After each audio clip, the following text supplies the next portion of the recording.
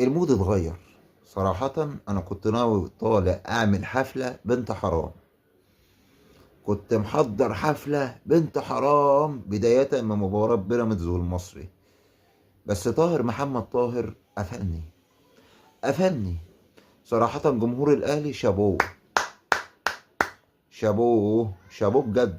جمهور الأهلي النهاردة بيشجع الفرقة لغاية الدقيقة 90، وأول ما بتيجي الدقيقة 90 العب بقى يا عم، خلي عندك دم، العب بقى يا عم، خلي عندك دم.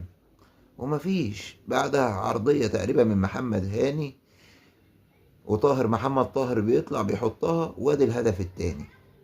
بيفوز النادي الأهلي بثلاث نقاط مهمين جدا عشان يقربوه من المركز الثاني مع بيراميدز، في انتظار لقاءات الزمالك القادمة. وبإذن الله مع كل فوز لنادي الزمالك احنا بنأكد فوزنا بالدوري بعون الله. بس نخلص مباراة شباب بوليسداد على خير، ونأكد الصعود من هنا في القاهرة، ونرجع تاني للدوري بداية من مباراة بيراميدز. والأهلي طبعا هيبقى مريح في الجولة الثالثة.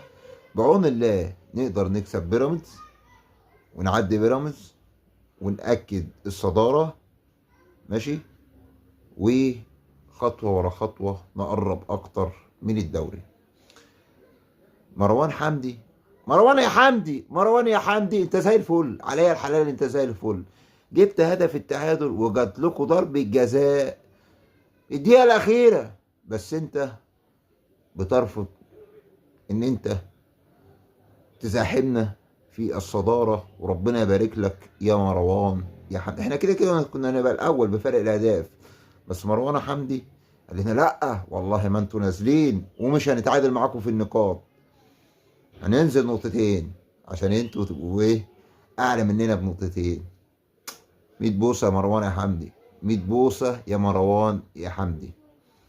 بامبو عملها ومروان حمدي تعادل وضيع الفوز. نخش بقى على مباراة الأهلي.